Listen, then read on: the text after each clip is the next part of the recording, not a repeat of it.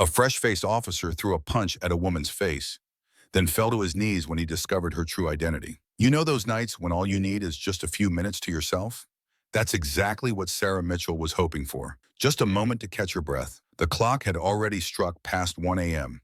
This was the kind of late hour when regular people are fast asleep, and the ones still awake are either pulling overtime or running from their problems. Sarah belonged to the first category.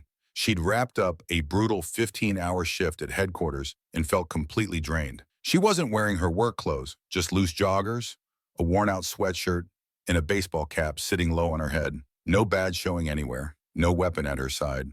Tonight, she didn't want to be Chief Mitchell. She just wanted to be Sarah, exhausted, starving, and desperately needing milk for her morning coffee. The Circle K on West Oak Avenue in Cleveland, Ohio had become her go-to late-night stop, peaceful and familiar. The clerk working there always threw her a friendly wave, even when she stumbled in looking half dead from work. That particular night, she pulled her car into the far corner of the parking lot, right under the broken light pole, and dragged herself inside with the slow steps of someone running on empty. The store was completely deserted except for her and the guy at the register. She picked up a small shopping basket and threw in some coffee milk, a bag of pretzels, 2 energy bars, and an ice-cold water bottle. Her eyelids felt heavy, but she never let her awareness slip completely. You don't make it through 12 years in law enforcement, especially as a black woman, without keeping your eyes open everywhere you go. She checked out, flashed the cashier a weary smile, and headed back outside. That's when she spotted him. A white patrol car sitting still next to her vehicle, headlights off, dark windows. Initially, it didn't bother her much. Officers park in lots constantly.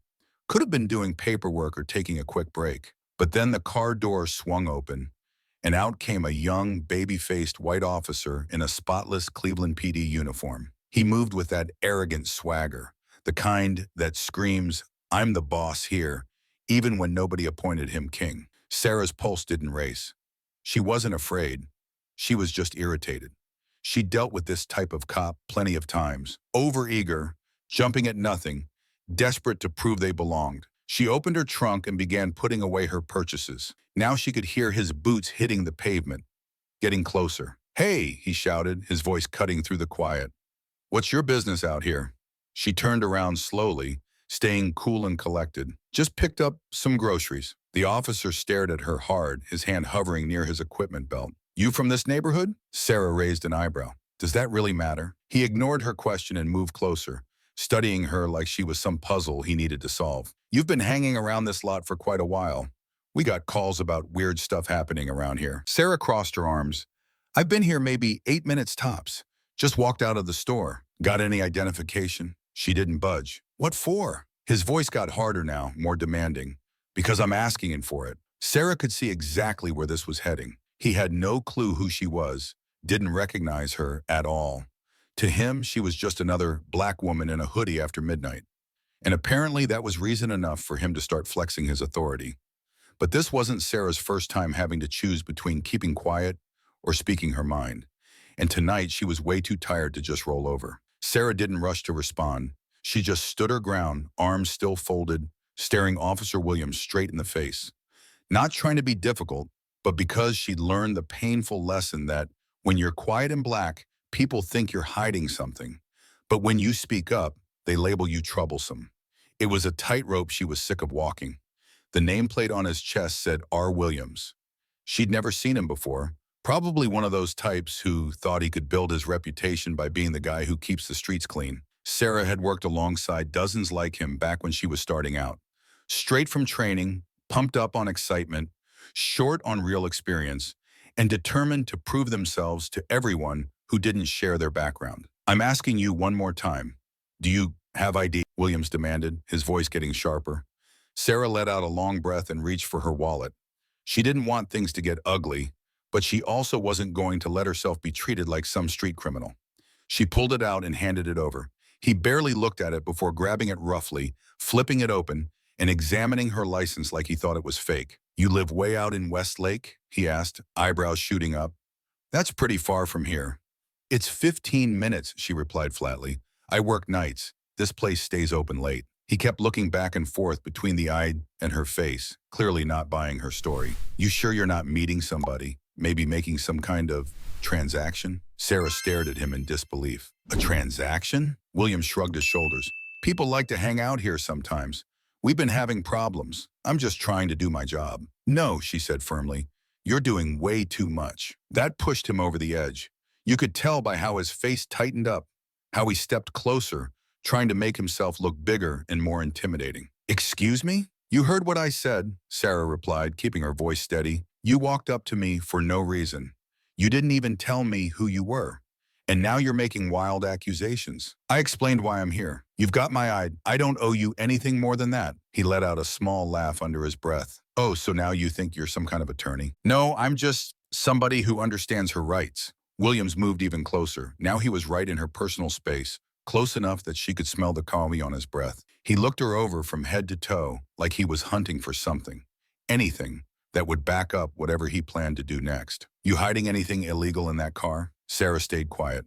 I asked you something, he snapped harder this time. I'm not giving permission for any searches, she answered calmly. And unless you've got a warrant or real probable cause, we're done talking. The second those words came out, you could watch something change in his expression. That moment when pride takes over common sense.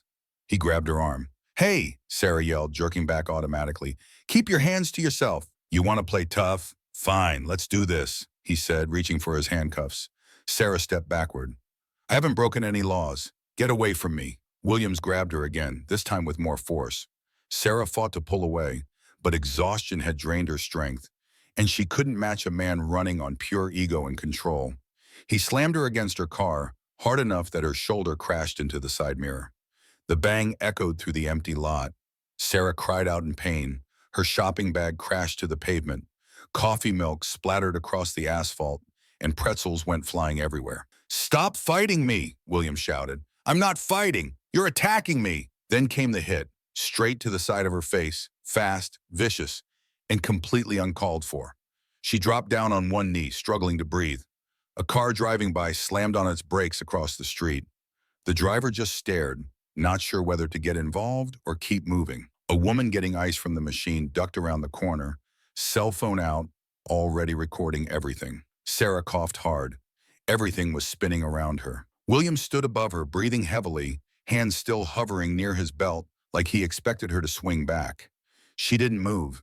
She just stared up at him with blood running down her chin and anger burning in her eyes. Real tough guy, aren't you? She whispered. But before Williams could say anything back, red and blue emergency lights came sweeping across the parking lot as backup finally showed up, and everything was about to flip upside down. 2 patrol cars came racing in. Tires squealed against the pavement. Flashing lights lit up the whole area like someone had finally hit the alarm button on this nightmare. Out of the first vehicle stepped Officer Marcus Thompson, tall, broad-shouldered, looked like he used to play football in college. Right behind him came Officer Lisa Rodriguez, lean and alert, already taking in every detail with sharp, focused eyes. The second car brought 2 newer officers Sarah had never seen before, but it didn't matter anymore. One of these cops was about to figure out who she really was, and the whole situation was going to explode. Williams spun around, trying to pull himself together, trying to look like he had everything handled. But there was no way to hide what had happened. A black woman on her knees, face bruised and bleeding, groceries scattered all over the ground, and a white officer standing over her with his fists still clenched. Marcus's voice sliced through the tension. What in the hell went down here? She wouldn't cooperate, Williams shot back, already getting defensive. Refused to show identification, got hostile with me. I had to control the situation. Sarah looked up and met Marcus's eyes. He stared for a second, then looked again, and suddenly his whole body language shifted. He took a careful step closer. Chief Michello? Williams whipped around, completely lost. What? Marcus knelt down beside her. Ma'am, are you okay? Sarah nodded slowly, never taking her eyes off Williams. I'll be all right, just sore. Williams looked back and forth between her and Marcus, confusion written all over his face. Wait, Chief? Officer Rodriguez stepped forward now, watching the scene with ice-cold anger growing behind her calm expression. Chief Sarah Mitchell, she said deliberately. She runs Precinct 8. You seriously didn't know who she was? Williams's jaw dropped open, stayed that way, then snapped shut again. She never told me who she was. She didn't need to, Rodriguez fired back. You're supposed to figure out what's actually happening before you start throwing punches, not act like you're in some street brawl. Williams stumbled backward like someone had just punched him in the gut. He stared down at Sarah, still kneeling next to her car. All the color drained from his face. Marcus helped her stand up. "We need paramedics here," he said into his radio, "and get internal affairs on the phone right now." Williams just stood there frozen, arms hanging at his sides, eyes wide like he couldn't wrap his head around what he'd just done. His whole career, his reputation, his sense of being in charge, it all came crashing down in that single moment. Sarah wiped the blood off her lip. Her hands were trembling, but not from being scared, from pure rage. "So do you still want to search my car for drugs, Officer Williams?" she asked, her voice rock steady. I had no idea," he stuttered. "You were wearing a hoodie and everything." "You looked like what?" she fired back. "Like somebody who doesn't belong here? Someone who checked all your suspicious person boxes?" He couldn't answer. The woman at the ice machine kept her phone up, still recording. Sarah could see that little red recording light blinking. The whole world was watching now. This wasn't just some random police encounter anymore. This was going to be a headline, something that would blow up on social media before sunrise. The paramedics showed up and started taking her pulse and blood pressure. One of them whispered something about checking for a head injury. Another one helped her sit down on the concrete curb. And Williams? He dropped down on one knee, not to help her out, not to say sorry, just like somebody trying to melt into the ground and disappear. "I never meant to hurt you," he mumbled, barely loud enough to hear. "You didn't see me," Sarah said flatly. "That was your whole problem." He stayed there frozen, completely still, like if he moved even an inch, the full weight of what he'd just done would come crashing down and crush him. Marcus walked over to Rodriguez, keeping his voice quiet. "We're going to need his body camera footage, and whatever the store has on security." "Already on it," she said, heading straight for the Circle K entrance. Sarah sat there with her hand pressed against her cheek, where the pain was getting worse now that the shock was wearing off. "Don't let him make this disappear," she said quietly to Marcus. He nodded firmly. "We won't let that happen." But Sarah already understood something important. This wasn't going to be just about her anymore. This moment was going to ripple way beyond some parking lot in Cleveland. The real question was, who was actually going to care enough to listen? Officer Robert Williams was still down on one knee next to the car, his hands hanging loose, like all the authority he'd walked in with had just leaked out of his body. And maybe it really had. Because what are you supposed to do when the person you just attacked turns out to be the boss of your boss's boss? The parking lot went dead quiet. Nobody moved for what felt like forever, except the medics who carefully helped Sarah sit up straight and started shining a tiny flashlight in her eyes. "She's got a concussion," one of them told Marcus. "We need to take her to the hospital. Mild brain trauma, could have been a lot worse." Sarah winced when they checked behind her ear, where a painful bump was already forming. A lot worse wasn't something she wanted to think about right now. Meanwhile, Williams looked like he was trying to sink right through the pavement. His face had gone completely white, like his heart had just stopped pumping blood. The badge on his uniform suddenly felt like a brick tied around his neck, dragging him under. "You seriously didn't recognize her?" Marcus asked, his voice full of pure disbelief. "Didn't even bother asking her name before you started grabbing her?" Williams stuttered and stumbled over his words. I figured she was..." "You figured she was what?" Rodriguez interrupted sharply. She'd come back from talking to the store clerk, who'd handed over their security video without any argument. "Go on, say it." He couldn't finish the sentence. Instead, he looked over at Sarah like he was hoping she might somehow save him from this mess. She didn't move to help him at all.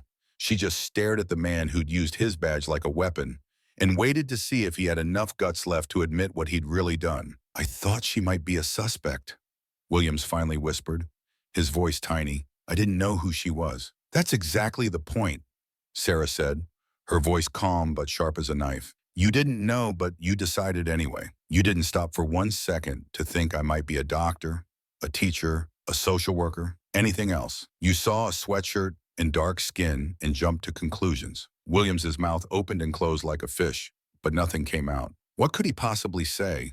There was no rule book, no training manual, no department policy that could justify what had just happened here. Marcus glanced over at Sarah. "You want me to call your deputy chief?" She shook her head. "Not yet. Let's keep this between us for now.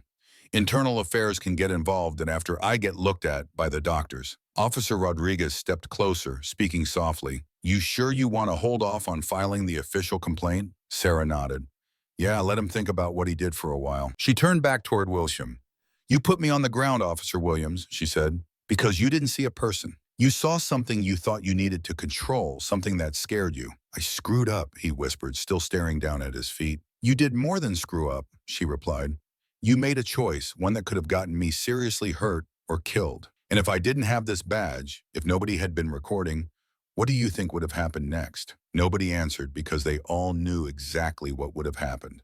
Rodriguez finally spoke up. He needs to be suspended immediately. Marcus nodded his agreement. Absolutely. Williams looked up suddenly, panic in his eyes. Wait, you're not getting arrested, Marcus said, already walking back to his patrol car. But you're done working tonight. Hand over your weapon and body camera. Internal Affairs will be calling you first thing in the morning. Williams hesitated for a moment, then slowly unclipped his gun and handed it over, along with the small black camera attached to his shirt. It was weird to watch. Just half an hour ago, he was strutting around like he owned the whole neighborhood. Now he just stood there quietly, unsure of himself, completely stripped of all that fake confidence. Sarah slowly climbed into the back of the ambulance, taking deep, steady breaths, but her mind wasn't slowing down at all. Not because of the pain, but because she had work to do. The truth was, this wasn't really about her at all. This was about every black woman who'd ever been questioned, ignored, or treated like a criminal just for breathing. This was about how authority, when it's in the wrong hands, turns into violence, and how even people who promise to protect and serve can fail miserably when their prejudices take control. Right before the ambulance doors shut, Sarah called out to Williams. He looked up at her with scared eyes. Next time, she said, try asking someone's name first. It might save you a world of trouble. But feeling sorry wasn't going to erase what happened tonight. And for Sarah, the real fight was just getting started. The hospital felt empty. Not calm, just empty. Sarah couldn't stand that kind of quietness. It took her back to being 12 years old, sitting in the emergency room with her cousin after he got beaten up by some off-duty officer behind a McDonald's. Back then, nobody wanted to hear their side of the story. Tonight, at least there were cameras rolling. But even with video proof, even with visible injuries, that same heavy silence hung in the air. A nurse named Teresa gently cleaned the cut near Sarah's mouth. You're fortunate he didn't crack your cheekbone, she said softly. Sarah winced from the sting. I suppose that counts as a win, right? Teresa gave her a look that said she understood. You'd be shocked how often people show up here with stories just like yours. People who got hurt by cops? Sarah asked, a show. Teresa didn't say anything back.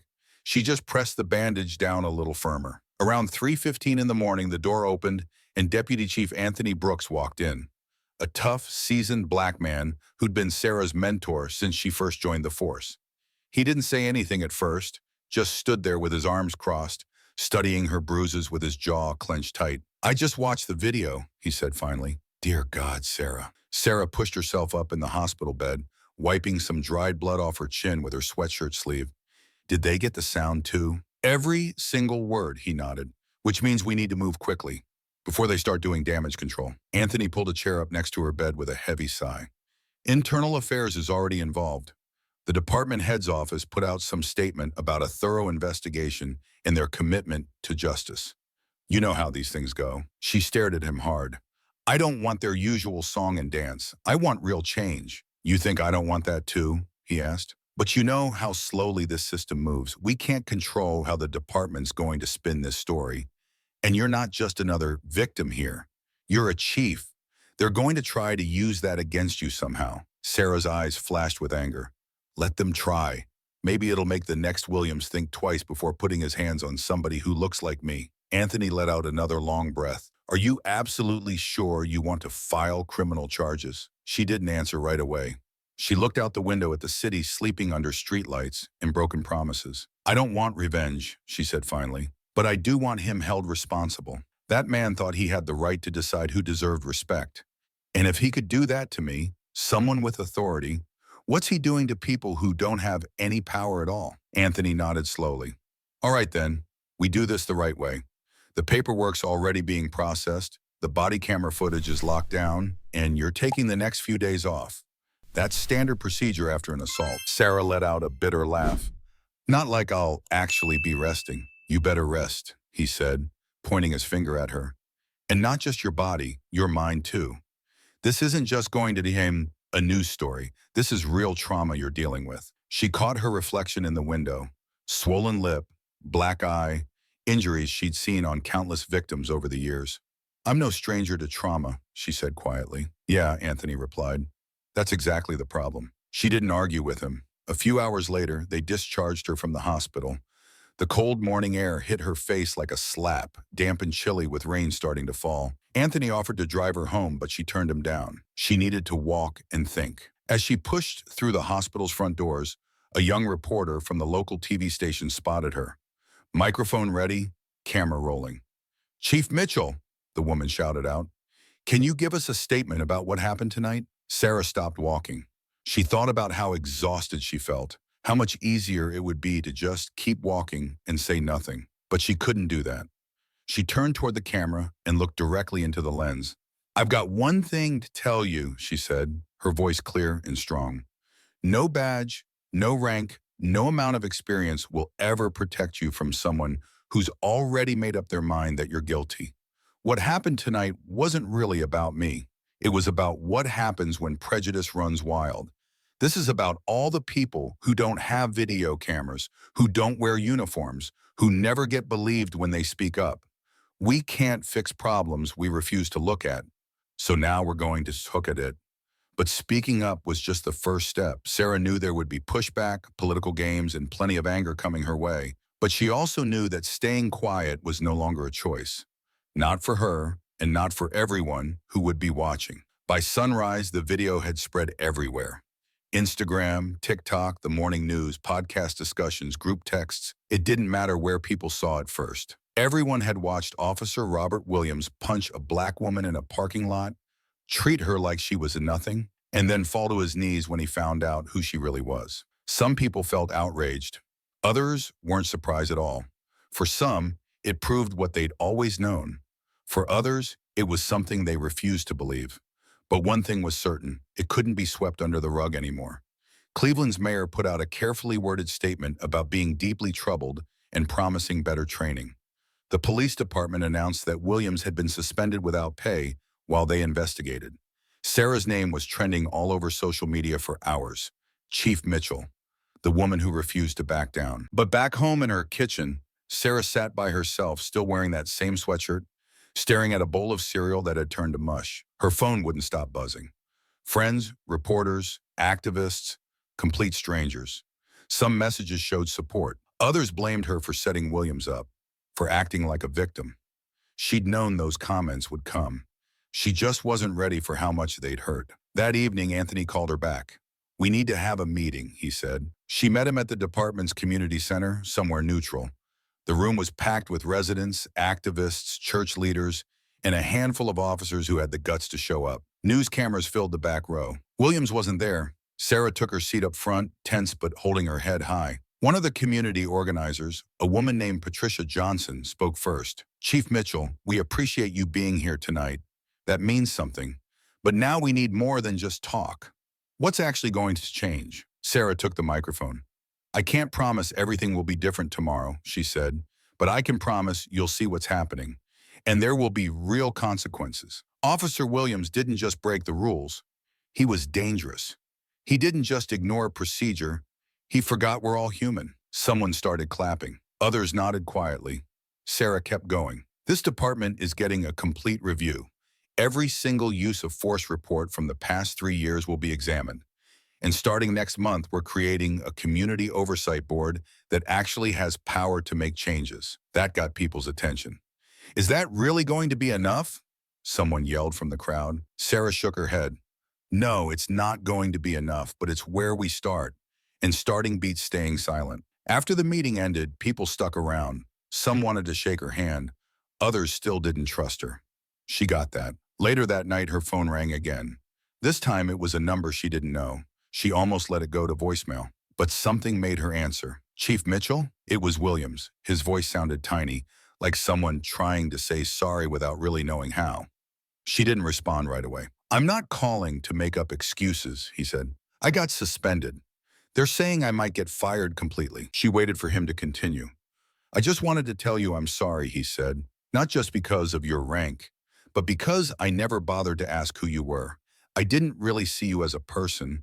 I just jumped to conclusions. Sarah finally spoke. What you did to me wasn't really about me. It was about how you were trained, how you think, what you assume about people. And I'm not the first person who's gotten hurt because of it. I realize that now. No, she said firmly. I don't think you really do. Not yet. But maybe someday you'll understand. A long silence stretched between them. I don't expect you to forgive me, he said quietly. I'm not ready to, she replied. She hung up, not because she was angry, but because she was clear about something. Some relationships can't be fixed. Some people need to sit with the weight of what they've done. That's not being mean. That's what real accountability looks like. The next morning, Sarah put her badge back on, not because it kept her safe, but because it made her visible. She stood outside her precinct and held a press conference. No fancy business suit, no PR person telling her what to say, just her and the truth. I wear this badge knowing it doesn't protect me from people's bias. It never has. But I wear it because somebody needs to. Somebody has to show that having power doesn't mean abusing it. That justice isn't about controlling people. It's about caring for them. And that real strength comes from knowing when to listen. She stopped and looked around at all the faces watching her. This isn't just my story. This is what life is like for a lot of people. Because how you answer that question matters way more than you think. If this story touched you, if it made you think differently, then share it. Talk about it. Don't wait until it happens to someone you know.